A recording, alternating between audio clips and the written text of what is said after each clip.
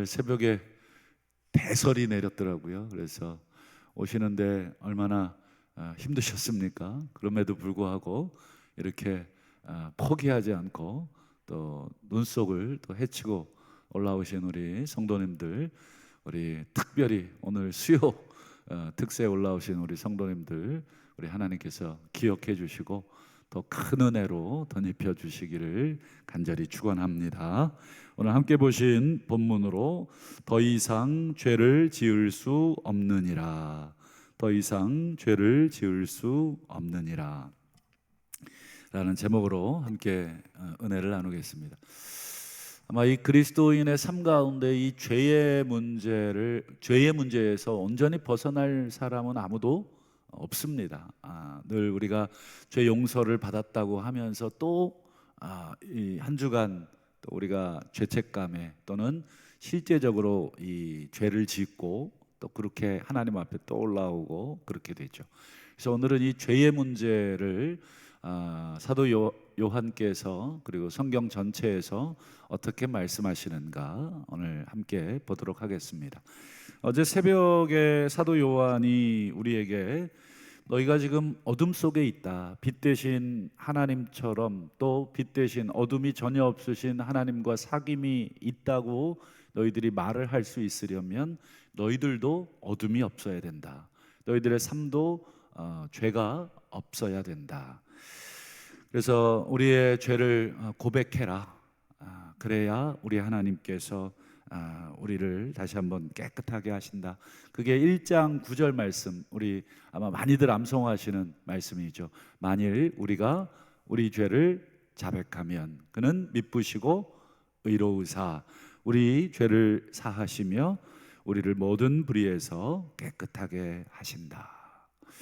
이때 이 우리의 죄라고 하는 말은 내 죄, 개인의 죄만 의미하는 게 아니라 지금 요한일서 교회가 지금 분열을 겪으면서 서로를 향해 정죄하고 네 탓이라 그러고 너 때문에 교회가 지금 이 모양이 됐다 그러고 하는 그 모든 말과 행동들이 죄라고 하는 것에 대한 인식이 있어야 된다.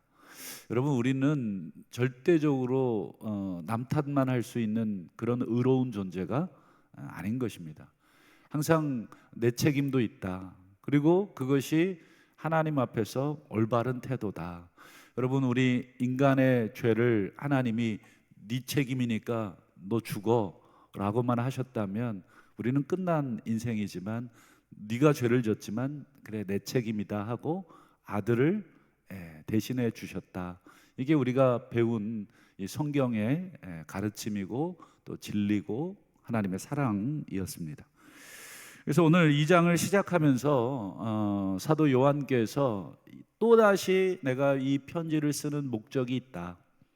지난 1장 3절인가요? 4절에서 내가 이것을 너희에게 쓰면 너희로 기쁨이 충만하게.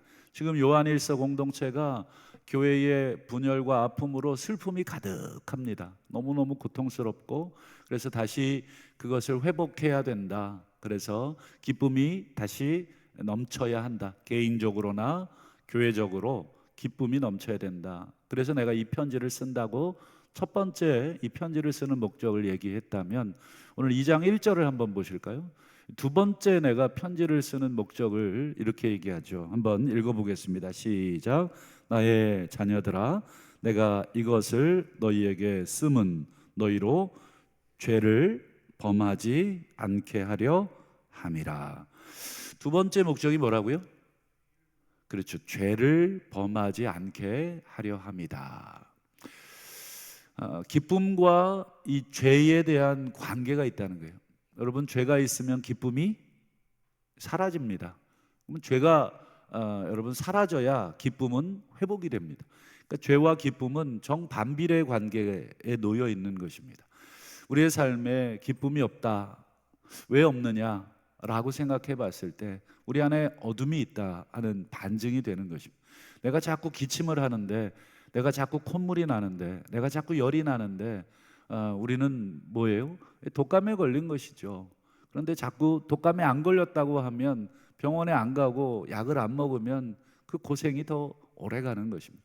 내가 독감에 걸렸습니다. 내가 열이 납니다. 정직하게 고백하고 인정하고 내 증상을 이야기해야 만병의 이 치료자 되시는 하나님이 우리를 깨끗하게 하시는 것처럼, 여러분 제일 중요한 건 이 기쁨과 죄가 서로 반비례 관계에 놓여 있다 하는 것이죠. 그래서 오늘은 1절과 2절에서 이 사도 요한이 이 죄의 문제를 그러면 우리는 어떻게 할 것이냐, 우리 입장에서 해야 될 일이 있고 하나님 입장에서 해야 될 일이 있어요. 죄라는 이 존재, 이 죄라는 놈을 놓고 우리와 하나님 사이에 함께 합력하여 하실 일이 있는데, 우리가 할 일은 우리 1장 9절에서 보신 것처럼 죄를 인정하는 것, 죄를 고백하는 것이 우리가 할 일입니다. 그걸 감추고 나는 안 그랬다 그러고, 여러분 그래봤자 아무 소용이 없는데 우리는 계속해서 아담 하와처럼 이 숨으려고 하고 가리려고 하고 피하려고 이렇게 하죠. 그러나 그거는 정답이 아닙니다. 그럼 우리는 그러면 하나님 앞에 나아가서 죄를 고백하면 되는데, 그럼 하나님은 무슨 일을 하시느냐? 하나님은 죄에 대해서 어떤 일을 하시느냐? 오늘 그 부분을 우리가 한번 말씀을 통해서 우리가 한번 보도록 하죠. 우리 1절 뒷부분을 한번 보실까요? 자, 죄를 범하지 않게 너희들에게 이 편지를 썼노라 하면서 이런 말을 합니다. 만일 누가 죄를 범하여도, 만일 우리 죄를 고백하면, 요게 빠져 있는 거겠죠. 죄를 범하고 그 다음에 그 죄에 대해서 고백을 하고 회개를 하면, 그 다음 하나님 앞에서 우리에게 누가 계십니까? 대언자.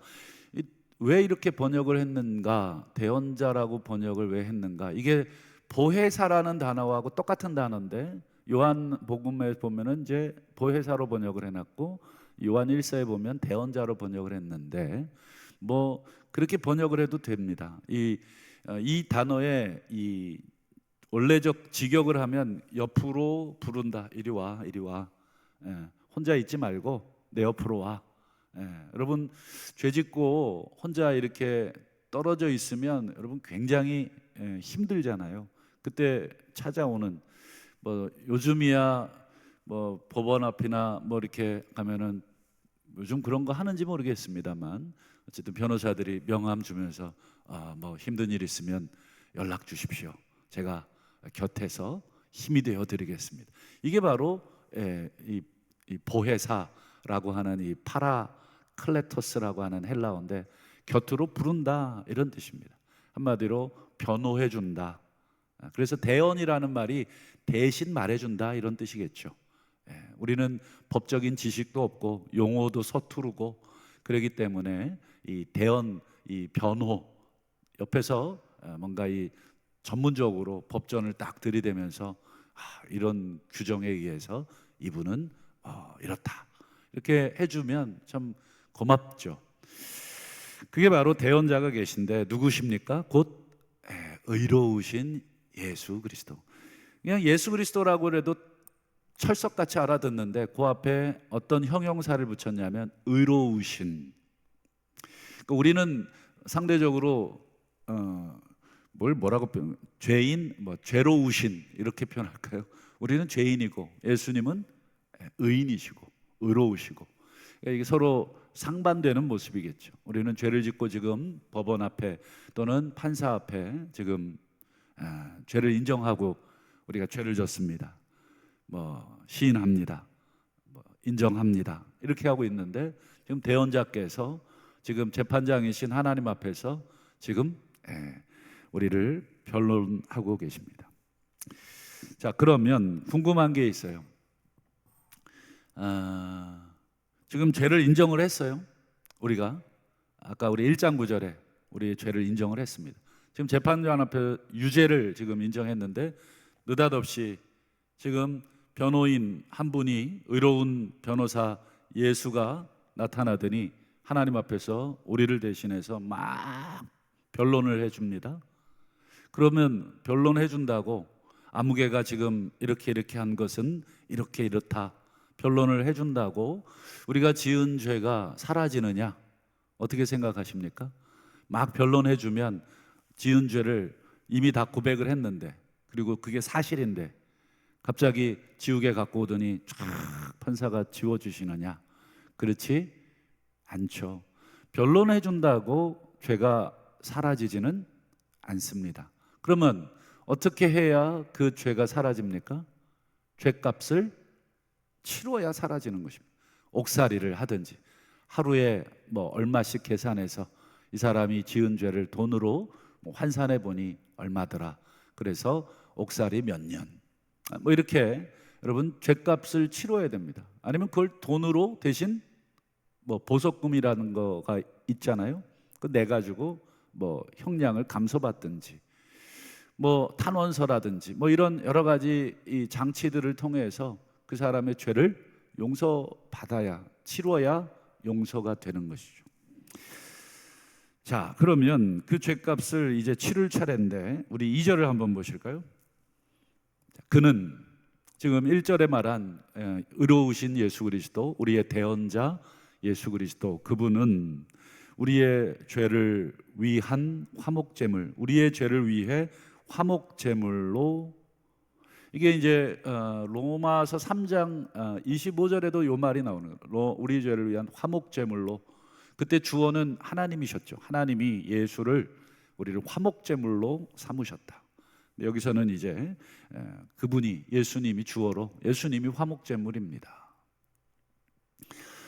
한마디로 이게 무슨 뜻이냐면 죄에 대한 대가를 예수님이 대신 치르셨다는 거예요. 지금 우리가 형을 지금 선고받고 지금 죄값을 치르려고 하는데 느닷없이 변호인 한 분이 나타나서 변호를 해주지 않느냐, 그러더니 갑자기 자기가 죄값을 치르겠다고 그냥 뭐 어느 정도의 뭐 돈도 아닌 목숨을 내주신, 이 화목제물이라고 하는 단어의 원래의 뜻은 속죄소 상판 뚜껑이라는 뜻입니다. 속죄소, 여러분 지성소 안에 언약궤가 있는데, 언약궤, 하나님의 이 말씀이 들어있는 이 법궤가 있는데, 그 법궤 상판 뚜껑이 이 화목제물이라는 단어의 원래 뜻입니다. 여러분, 이 대제사장이 1년에 한 번 지성소 안으로 들어가잖아요. 거기서 대속죄일 날 짐승의 피를 가지고 온 백성의 죄를 사하려고 하나님 앞에 들어갑니다. 그때 여러분 그 짐승의 피를 어디다 뿌리죠? 그 피를 뿌리고 나와야 될 거 아니에요? 그렇죠. 그 뚜껑, 이 언약궤 법궤 뚜껑, 거기다가 뿌리는 것입니다. 그래서 이 피를 보고 하나님, 이 죄를 덮어달라고, 용서해달라고, 그 단어가 바로 화목제물이라는 이 언약궤의 뚜껑을 이야기합니다. 그러니 여러분, 참 세상에 이런 변호사가 어디 있습니까? 지금 여러분, 변호사 한 명 선임하려고 그러면 돈 많이 들어요. 일반 서민들은 돈 없으면 그냥 꼼짝없이 그냥 뭐 죄를 어디다가 뭐 하소연할 데도 없어요. 우리가 뭐 법을 합니까? 뭐를 합니까? 근데 이 변호사는 요상한 변호사입니다. 그냥 변호비도 받지 않아요. 아주 가장 유능하신 분인데 변호비도 받지 않아요. 또 그리고 심지어는 내 죄값을 대신 치러줍니다. 뭐 이걸 보석금이라고 해야 될까요? 보석금도 내줘요. 또 보석금 내주고 나왔어요. 근데 이제 죄 짓지 말고 살라고 주머니에다가 막 한 2, 3천만 원 또 꽂아줍니다. 이거 갖고 뭐 장사라도 하라고, 방이라도 하나 얻어서 이제 죄 짓지 말고 사시라고. 여러분, 이런 변호사 있으면 뭐 드라마에서나 나오는, 예전에 제가 재밌게 봤던 드라마 1,000원짜리 변호사라고, 뭐 그런 변호사 있으면 참 좋겠다. 수임료가 1,000원이더라고요. 억울한 사람들 변호해주고 해결해주는. 물론 오늘날에도 그런 정의로운 변호사들이 있겠죠. 그러나 실제로 현실에서는 뭐 불가능한 얘기잖아요. 오늘 예수님이 딱 그 모양입니다. 우리를 위해서 대언도 해주시고, 그 대언뿐 아니라 자기 자신을 지금 희생제물, 화목제물로 내주셔서 우리의 죄도 우리 자신도 변호해 주시고 우리의 죄값도 치루어 주신다. 자, 그럼 이런 예수 변호사 덕분에 우리가 죄값을 치르고 세상으로 다시 복귀했어요. 그러면 다시 죄를 지을 수 있습니까? 이게 이제 신학적인 질문입니다. 이론적으로는 지을 수 없지만 현실은 어떻습니까? 또 죄를 짓잖아요. 죄의 유혹이 있잖아요. 그리고 또 죄를 짓고 싶기도 하고 때로는 또 넘어지기도 하고. 근데 넘어질 수 있어요. 유혹을 받아서 또 실수할 수 있어요.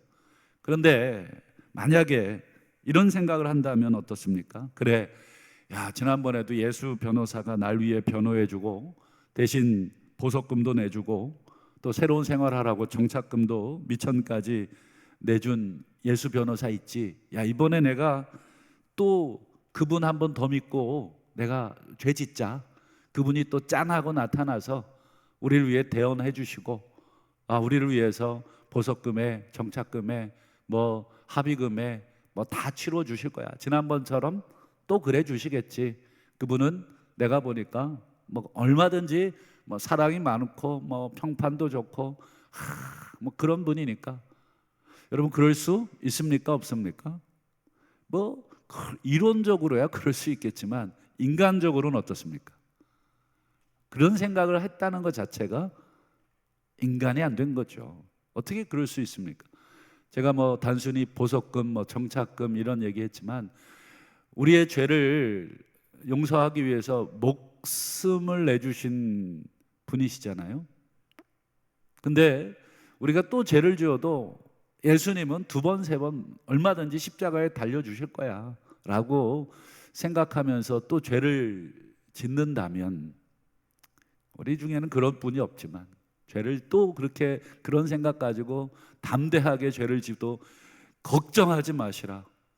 우리가 믿는 예수님은 얼마든지 우리의 죄를, 그는 미쁘시고 의로우셔서 우리가 죄를 고백하기만 하면 얼마든지 용서한다는 요한 1서 1장 9절 말씀을 막 암송해 가면서 하나님 우리 죄졌습니다 용서해 달라고 이 말씀 막 꺼내들면서, 이론적으로는 가능한데 인간적으로는, 양심적으로는 이게 불가능합니다. 그래서 여러분, 로마서 6장 1절 2절에 보면 사도 바울이 그런 말을 합니다. 똑같은 문맥입니다. 우리가 무슨 말을 하리요? 은혜를 더하게 하려고 죄에 거하겠느냐. 이 말은 거꾸로 우리가 죄에 거했을 때 하나님께서 은혜를 주셔서 이 죄를 다 해결해 주셨다는 거예요. 근데 하나님이 주신 은혜는 어떤 은혜입니까? 아들을 죽여서 우리를 꺼내 주신 은혜. 그러니 죄를 용서받고 이 깜빵에서 나온, 이 어둠 속에서 나온 입장에서는 할렐루야인데, 이 살다 보니까 야, 이것도 그런 은혜를 한 번 더 받으면 좋겠어. 그러고는 죄를 한 번 더 져야 되겠네. 그런 은혜를 또 받으려면 그렇게 할 수 있겠습니까? 이런 뜻입니다. 처음에는 몰라서 죄를 지었고 이번에는 그 은혜를 또 받으려면 또 죄를 지으면 되겠군요.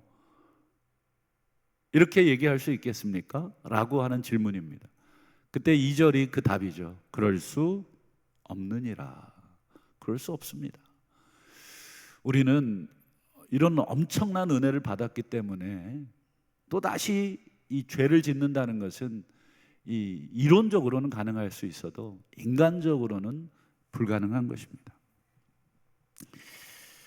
여러분, 하나님이 우리에게 은혜를 주신 것은 더 이상 죄 짓지 말라고 아들의 목숨을 내어주신 것이죠. 더 이상 죄 짓지 말고 살라고 죄값을 대신 치러주신 것인데, 하나님이 우리에게 은혜를 주신 것을 계속해서 안심하고 죄를 지어도 된다라고 하는 면죄부를 주신 게 아닌 것입니다. 그래, 괜찮아. 뭐 이번만 한 번만 더 죄 짓자. 한 번 더 죄 짓고 가서 이번엔 조금 더 세게 회개하자. 이럴 수 없다. 여러분 히브리서 10장 26절을 한번 보세요. 진리를 아는 지식을 받은 후, 이걸 단순히 성경이라고 해도 되고요, 진리를 아는 지식을 포괄적으로 우리가 해석하면 예수 그리스도의 은혜, 하나님의 은혜, 예수 그리스도의 보혈, 구속의 은혜, 이런 모든 것들입니다. 성경에서 우리를 자유롭게 하고 우리를 죄에서 용서하게 하시는 이 진리를 아는 지식을 우리가 받았다는 것은 믿었다, 영접했다, 진심으로 우리가 그 은혜를 경험했다. 근데 그 다음 짐짓 죄를 범하면 다시는 속죄할 제사가 없다. 여러분, 우리가 아는 성경의 이 교리와 너무 다르잖아요. 우리는 아까 요한일서 1장 9절에 보면 우리가 우리 죄를 자백하면 그는 미쁘시고 의로우셔서 우리 죄를 사하시고, 이렇게 우리는 암송했는데 여기는 속죄할 제사가 없다. 중요한 차이가 느껴지십니까? 어떤 차이가 느껴지시나요? 그래서 제일 중요한 단어가 짐짓이라는 단어. 짐짓이 무엇입니까? 고의로, 이런 뜻입니다. 고의적으로 법을 악용하는 것이죠. 여러분, 우리는 법을 잘 몰라서 법을 악용하는 법을 잘 모르는 게 오히려 감사하죠. 근데 여러분, 소위 그런 말 하더라고요. 법꾸라지? 이 법을 너무 잘하니까 이 법 사이로 막 가는 거예요. 이렇게 해서 피해가고 이렇게 해서 피해가고. 세무법을 잘 아시는 분들은 또 이 세무법을 통해서 또 이 세금을 탈세하고 탈루하고 이런, 이게 법꾸라지라 그러더라고요. 이 미꾸라지처럼 잘 피해간다고. 여러분, 그렇게 해서 법을 아는 사람들이 죄를 지으면 여러분, 그걸 뭐를 받아요? 가중치인가요? 판사나 검사나 변호사들이 법을 어기면 더 중하게 취급을 받잖아요. 그게 옳아요. 아니까. 그들은 일반 서민들이 모르는 법을 아니까. 여러분, 우리가 은혜를 아는 사람들을 성도라고 하고, 교회 다니는 사람들을, 예수 믿는 사람들을 은혜를 아는 사람들. 여러분, 은혜를 알았다는 것은 감사한 일이지만 동시에 무서운 일입니다. 법을 알았다는 것은 여러분 감사한 일이지만 동시에 그만큼 더 무서운 일이듯이, 우리가 은혜를 알았다는 것은 그 은혜의 무게, 그 은혜가 하나님이 어떤 은혜를 우리에게 주셨는지 그 은혜의 가치, 그 엄중함을 알고 있는 사람들이 우리 성도들이기 때문에 요 히브리서 10장 26절에서는 그 진리를 아는 지식을 우리가 안 다음에 짐짓, 이게 제일 중요한 단어이고 이게 제일 무서운 것입니다. 여러분, 우리 교회 다니면서 고의적으로 여러분 죄를 짓는 것은 다시는 용서를 받을 수 없어요. 알고 그렇게 하는 것은 용서를 받을 수 없습니다. 우리가 실수하고 우리가 넘어졌을 때 다시금 하나님께 은혜를 구하는 것이지, 그걸 다 알고 법꾸라지처럼 마치 교리를 암송하고 그 교리를 하나님 앞에 꺼내들면, 하나님 요한일서 1장 9절 기억하시죠? 용서해 주셔야죠. 이렇게 돼 있지 않습니까? 마치 하나님을 그런 이 법관 취급해서 우리가 마치 그런 사람인 것처럼 하나님 앞에 성경을 암송한다면 여러분, 그 사람의 죄가 용서가 되겠습니까? 용서되지 않는 것이죠. 세상 법정에서는 얼마든지 법을 피해서 그렇게 미꾸라지처럼 무죄를 판결받을 수 있을지는 모르지만 우리 하나님 앞에서는 불가능하다. 지금 사도 요한께서 자꾸 왜 1절과 2절 얘기하는지 여러분 다시 한번 생각을 해보겠습니다. 지금 교회 공동체 안에 지금 죄를 짓고 지금 계속해서 형제를 미워하면서도 아무렇지도 않게 생각하는 사람들이 있다는 것입니다. 사람이 살다 보면 그럴 수도 있지, 미워할 수도 있지. 근데 그 미움의 문제를 전혀 심각하게 생각하지 않아요. 너무 인생을 오래 살아버린 것인가, 너무 인생을 오래 살다 보니 이런저런 이 죄의 찌꺼기들에 우리가 둔감해져서 그것이 아무렇지도 않게 느껴지는 것, 그게 짐짓이라는 단어, 고의적이라는 단어입니다. 너무 너무 은혜를 우리가 너무 많이 말하고 이야기하다 보니까 나도 모르게 은혜라는 단어에 면역성이 생겨서 그것에 대해서 둔감해지고 죄에 대해서 둔감해지고, 그러다 보니 우리가 지금 하고 있는 말, 하고 있는 행동이 교회를 심각하게 깨트리고 있고 성도를 심각하게 이간질하고 있고 성도를 심각하게 죽이고 있는데도 그거에 대해서 별로 심각하게 여기지 않고 있다는 것. 계속해서 교회를 분열시키고 말과 행동으로 성도를 계속해서 미워하는 그런 자들에게 지금 요한이 편지를 쓴 것입니다. 그게 2장 1절 앞부분입니다. 다시 한번 보죠. 사랑하는 나의 자녀들아, 이것을 너희에게 쓰면 너희로 다시는 짐짓 죄를 짓지 않게 하려고 그렇다. 고의적으로 지금 공동체의 이 문제에 대해서 애통해하지도 않고 이 문제에 대해서 심각하게 여기지도 않는 그러한 죄에 대해서 다시는 죄를 짓지 않도록. 그래서 이 뒤에 무거운 얘기를 하기 전에 요한은 자녀들아, 나의 자녀들아, 마치 부모로서 지금 연대 책임을 가지고 내 잘못이다, 부모인 내가 너희들을 따끔하게 혼내지 않아서 제대로 가르치지 않아서 너희들이 정신을 못 차리고 사는 것처럼 부모의 심정으로 이 말을 하고 이 편지를 쓰고 있다 하는 것입니다. 여러분, 우리의 변호사 그리고 우리의 죗값을 치루어 주신, 육체를 생명을 내어 주신 그 대제사장 예수께서 여러분 십자가 앞두시고 여러분 하신 기도가 요한복음 17장에 나오는 대제사장의 기도입니다. 대제사장의 기도가 몇 가지 나오는데 가장 중요한 함축적인 그 기도는 무엇입니까? 십자가 앞두고 인류의 죄를, 인간의 죄를 변호하고 대신 죄값을 치르기 전 이 변호사께서 하신 마지막 기도의 엑기스는 딱 하나입니다. 하나입니다. 하나. 우리 요한복음 17장 11절, 21절, 23절을 보세요.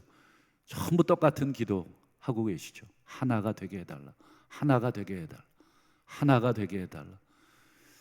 이렇게까지 기도하신 것입니다. 그래서 사도 바울은 성령께서 예수의 그 핏값으로 하나 되게 하신 것을 너희들은 대충 지켜라가 아니라 목숨 걸고 지켜야 된다.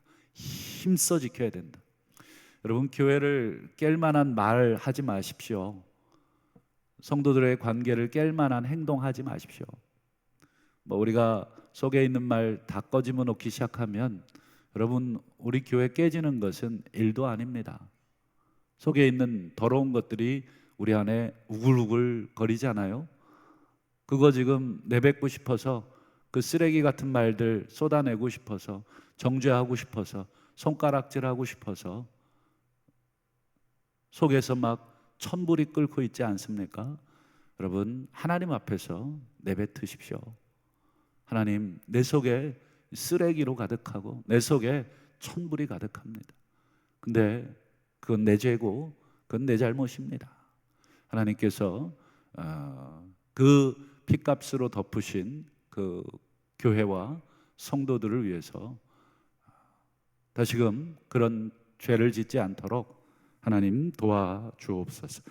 이 말씀 기억하고 우리의 오늘 하루에 우리 그리스도의 몸 교회와 우리 성도들을 세워가시는 그런 공동체가, 또 그런 사람이 내가 돼야 되겠다 또 결단하시고 이를 악물고 또 기도하시고 죄에 대해서 승리하시는 저와 우리 모두가 되시기를 주님의 이름으로 축원합니다. 기도하겠습니다.